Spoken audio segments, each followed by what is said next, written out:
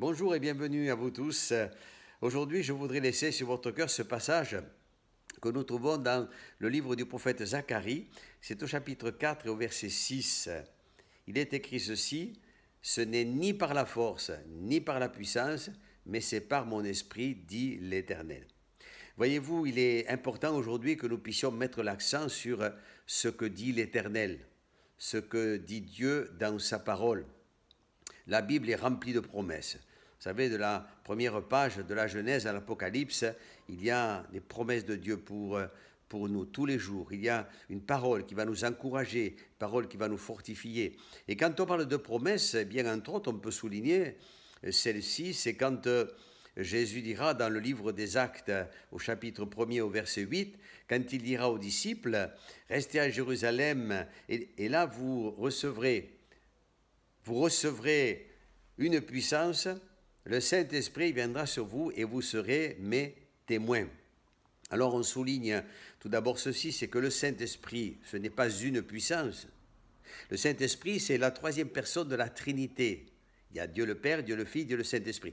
Et le Saint-Esprit, il vient pour nous donner de la puissance. C'est déjà à travers de cette puissance qui s'est manifestée en nous que nous avons été convaincus de péché. Lorsque nous avons entendu l'Évangile, convaincus de péché, de justice et de jugement, nous pouvons dire aujourd'hui que c'est encore cette même puissance, cette même personne, le Saint-Esprit, qui nous communique la vie. Et la vie du Seigneur, cette vie abondante, cette vie, je dirais, qui est surnaturelle, parce que c'est une vie qui nous vient d'en haut. Cela n'a rien à voir avec la vie terrestre, avec ce que nous vivons dans notre quotidien.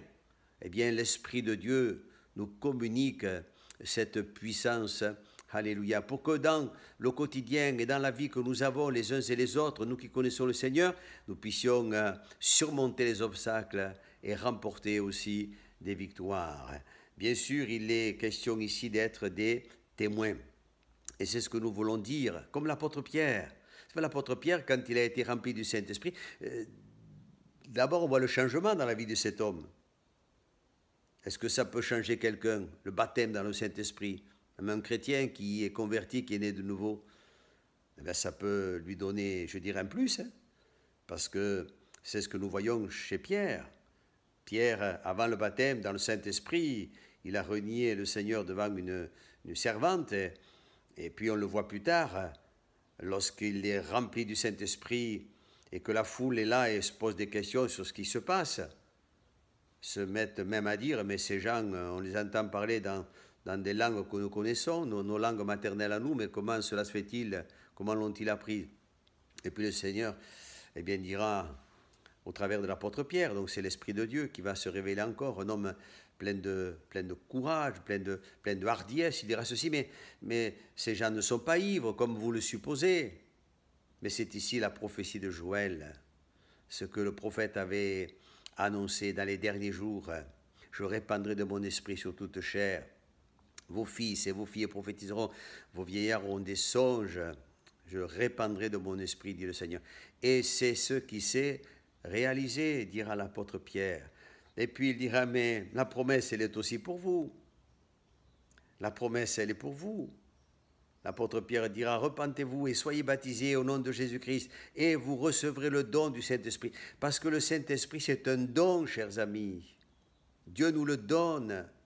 Dieu donne, comme il nous donne la possibilité d'être sauvés, il nous donne la possibilité par la foi de connaître la guérison et de connaître les dons spirituels. Le baptême dans le Saint-Esprit, c'est la porte ouverte concernant l'exercice des dons spirituels. Pierre dira, oui, la promesse, elle est pour vous tous, pour ceux qui sont au loin, en aussi grand nombre que le Seigneur notre Dieu les appellera. Et si tu te sens comme appelé de Dieu aujourd'hui, eh bien cette promesse, elle est pour toi. Peut-être quelqu'un me dira-t-il, mais je ne me sens pas appelé. Mais il faut que tu saches, mon ami, que Dieu t'aime et que toi aussi, Dieu t'appelle et que Dieu veut te sauver, Dieu veut te bénir, Dieu veut te remplir du Saint-Esprit. Alléluia. Mais il dira, repentez-vous et croyez. Si vous avez faim, si vous avez soif, si vous le demandez, comme dira le Seigneur, eh bien vous recevrez le baptême dans le Saint-Esprit. Alléluia. Dieu va vous remplir, Dieu va vous inonder de sa grâce, de son amour et de cette puissance qui n'a rien à voir, je répète, avec celle des hommes, qui est malheureusement trop souvent passagère. Mais la force de Dieu, la puissance de Dieu, elle demeure. Amen. Eh bien, c'est ce que je vous souhaite. C'est ce que je vous souhaite.